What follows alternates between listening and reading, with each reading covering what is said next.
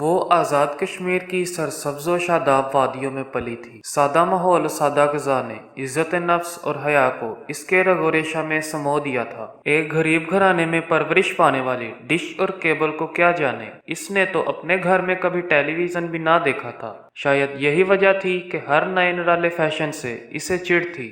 وہ سادہ دیہاتی لباس پہنتی، سر پر دوپٹہ رکھتی، والدین کی خدمت کرتی، باوجود اس کے کہ وہ ایک عصری ادارے کی اسٹوڈنٹ تھی، لیکن شرم و حیا کا گویا پیکر تھی۔ کیا عصری ادارے کا اسٹوڈنٹ ہونا کوئی بے حیائی و فحاشی کی علامت ہے؟ نہیں، ہرگز نہیں۔ فنون حاصل کرنے سے کون منع کرتا ہے؟ جتنے چاہو حاصل کرو۔ علوم کی بجائے فنون کا لفظ میں نے جان بوجھ کر استعمال کیا، کیونکہ علم تو وہی جسے اس ذات نے علم کہا ہے کہ جس کے علم کے ساتھ اگر سارے عالم کے علم کا موازنہ کیا جائے تو حیث سے بھی اگر نچلے درجے کا کوئی لفظ میرے پاس ہوتا تو کہہ دیتا، اور وہ ہے دین کا علم، باقی تو سارے ہیں ہی فنون۔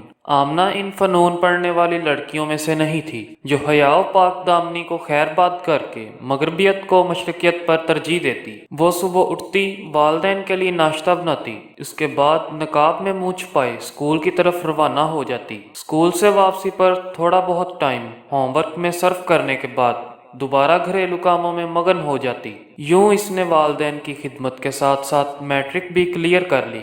میٹرک سے آگے پڑھنے میں ایک تو خاندانی غیرت آڑے آئی، دوسرا غربت و افلاس کی چکی میں پستا ہوا یہ گھرانہ اتنے اخراجات کب برداشت کر سکتا تھا کہ فیسیں بھی بھرے اور ہاسٹل کے اخراجات بھی برداشت کرے۔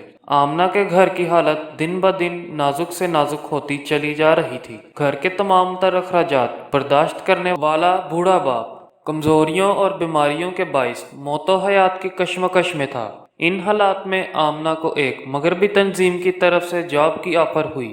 آمنہ نے سوچا کہ چلو تھوڑے دن ملازمت اختیار کر لیتی ہوں، جب حالات تھوڑے بہتر ہو جائیں گے تو چھوڑ دوں گی۔ لیکن اس بیچاری کو کیا پتا تھا کہ وہ ایک ایسی تاریک سرنگ میں داخل ہونے جا رہی ہے جس کا سراغ بے حیائی اور عریانی کے دروازوں پر جا کھلے گا۔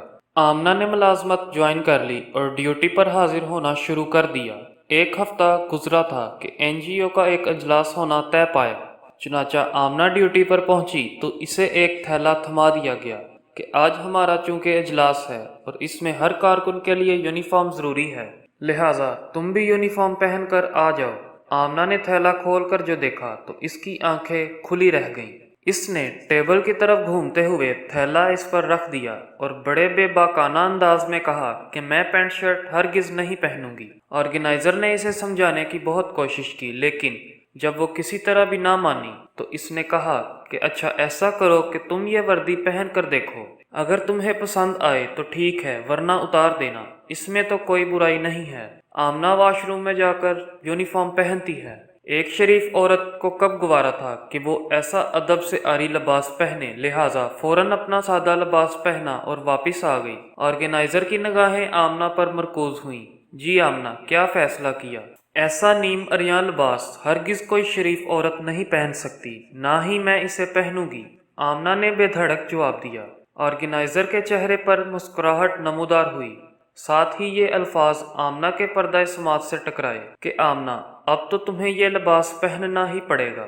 آمنہ پر ایک سکتہ طاری ہو گیا اور وہ بے حس و حرکت آرگنائزر کے چہرے کو تکے جا رہی تھی۔ اس سادہ لوگ کو کیا خبر تھی کہ واش روم میں باقاعدہ پروٹوکول کے تحت نصب شدہ کیمرے نے اس کی تصاویر آرگنائزر کے کمپیوٹر پر منتقل کر دی ہیں، جنہیں اب وہ کھلی آنکھوں سے دیکھ رہی تھی۔ اب کمرے میں خاموشی کا عالم تھا۔ آمنہ کو دل کی دھڑکنیں معمول سے ہٹ کر سنائی دے رہی تھیں۔ نیم عریانی پسند ہے یا عریانی؟ آرگنائزر کی آواز نے کمرے کے سکوت کو توڑا۔ آمنہ نے بہت کوشش کی کہ کرے، مگر موٹے موٹے آنسوؤں کی لڑی اس کے رخساروں پر یوں بہہ پڑی جیسے گلاب پر شبنم۔ اس کے پاؤں تلے سے جیسے زمین نکل چکی تھی۔ آخر مرتی کیا نہ کرتی، نہ چاہتے ہوئے بھی اسے یہ کڑوا گھونٹ پینا پڑا اور تنظیم کی طرف سے دی گئی وردی اسے زیبتن کرنا ہی پڑی۔ آمنہ کی آنکھیں مارے شرم کے اوپر نہیں اٹھ رہی تھیں۔ وہ آمنہ جو کبھی عزت کی بلندیوں پر ہوا کرتی تھی، آج ذلت کی ڈھلوانیں اس کا مقدر بن چکی تھیں۔ جو مزہ اسے باعزت گھرانے میں بیٹھ کر روکھی سوکھی کھانے میں آتا تھا، آج स्टीम रोस्ट में महसूस कर रही थी। इसकी इफ़्फ़त व पाक दामनी का वो सूरज जो कभी पूरे आबोताब से चमका करता था, अब उफ़क़े मगरिब की खंगोर घटाओं में गायब हो चुका था।